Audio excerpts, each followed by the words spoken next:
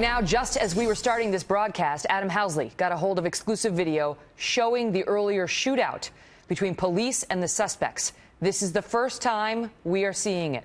We go live now to Adam, live in San Bernardino with that exclusive. Adam? Yeah, Megan, I'm going to set all this up for you, too, and give you a little bit more about what Peter King and you were just speaking of, about the names that are being thrown around. I just got off the phone with law enforcement. They tell me one reason why it's being handled very delicately, is because they can't get inside that SUV still. They do believe it's potentially booby-trapped or has explosive devices. They do believe there's more information about the suspects inside, but those names being thrown around potentially could lead them down the path as alluded to in that press conference. So they're being very delicate with this precisely because of the names they believe could be on these suspects. Meantime, where these suspects were shot, or where it began, was just behind me. I'm going to step away, and we'll go to that video. About 150 yards down from where I was standing, we were there earlier. There was glass on the street. That's where the first the shooting began. The back window was shot out of the SUV. Went about 100 feet further. That's where the first main shootout happened, where they went back and forth, trading gunfire between authorities and the suspects. Then they went through the stoplight, and that's where it came to an end, where they were shot and killed. The video you're going to see now is from David. David, I interviewed earlier today. He was in the location basically right where the second shootout happened. So 3 locations about 100 yards apart between the two, or between the 3. He was right there. Here comes the video. Take a look. It's the first time it's been seen anywhere. All this part of San Bernardino, this is what's going on. We still got all this stuff going on. Oh, they're after somebody. Oh,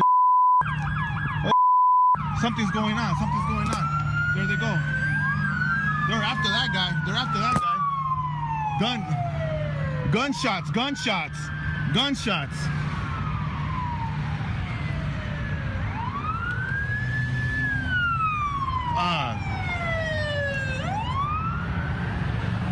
Damn, did you see that?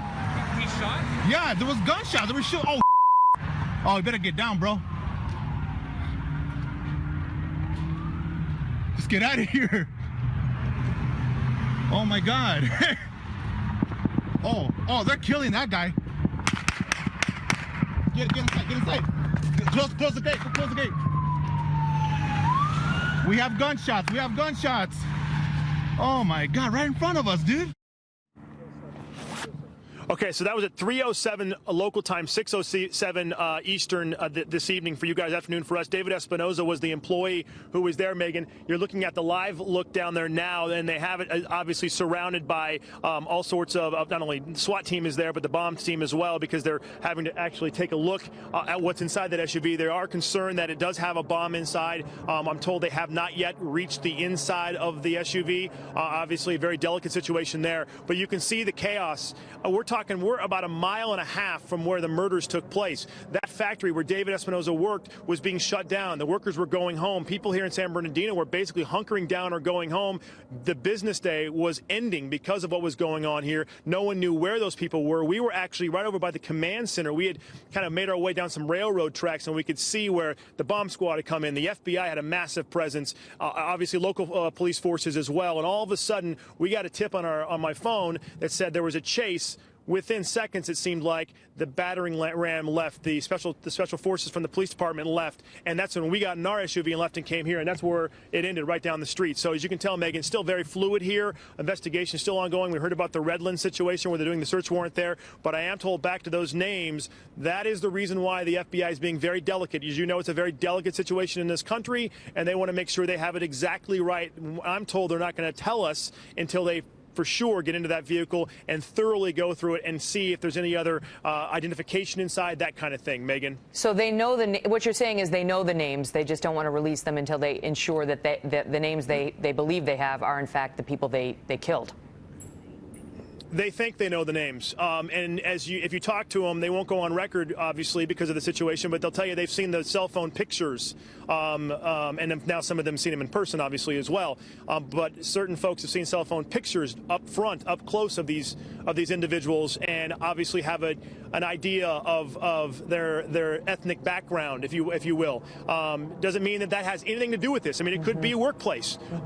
But you know that because of the delicate situation here, Megan, when you throw out a certain name or a certain ethnicity, automatically everybody jumps to terrorism. And that could be here. This what could be, but it also could be not. So that's why they're being very, and that's the reason why they're being so delicate with us. And I guess it's understandable, you know, because of the situation we are in, not only in this country but in this world. I want to re-rack that video, that extraordinary video you just showed us, because explain what happened, because we just had Congressman King on earlier saying, well, they traced the SUV back to the home of this one individual, and that's one of the reasons why they're taking a hard look at that guy. But now we're seeing the police chase with the SUV.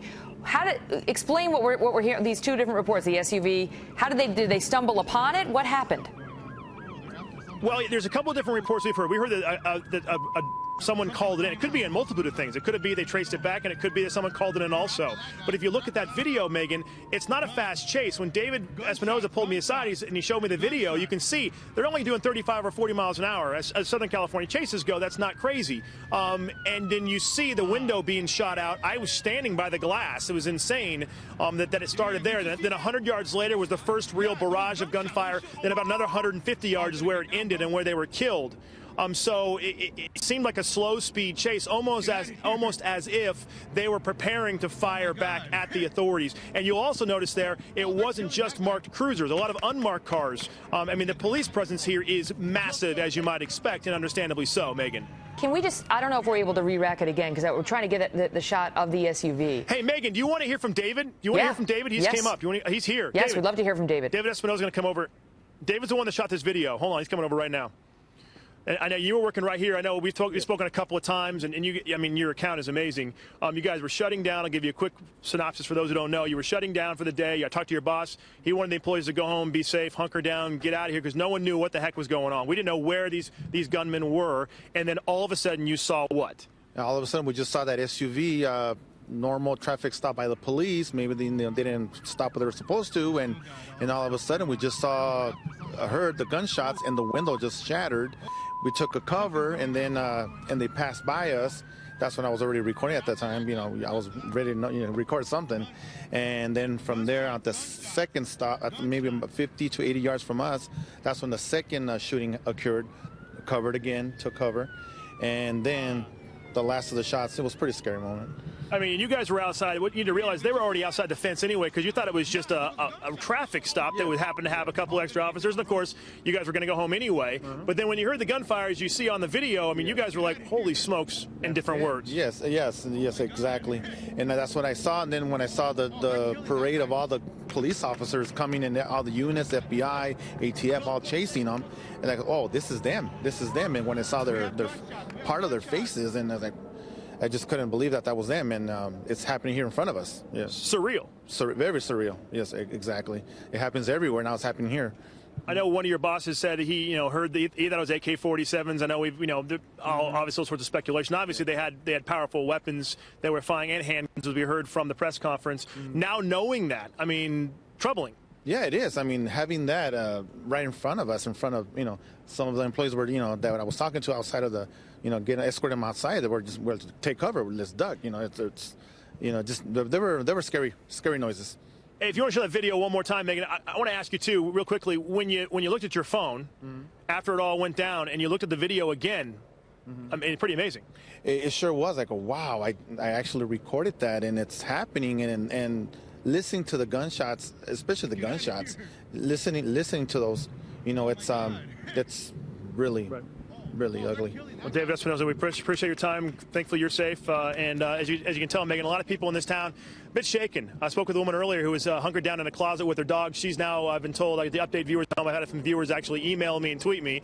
She's okay. She's been allowed to come out of her closet with her dogs and reunited with her husband. So very tense moments here, and still, honestly, some tense moments because we don't know truly where this case goes at this point. And of course, on everybody's mind is, even if this is not terrorism in the way we understood it in Paris, France, we understood from that attack there were other attackers who were part of it, who were lurking, who wanted to unleash another attack just days later. And even if this is something other than that kind of terrorism, of course that's in the back of people's minds. Adam, thank you. We'll be back to you.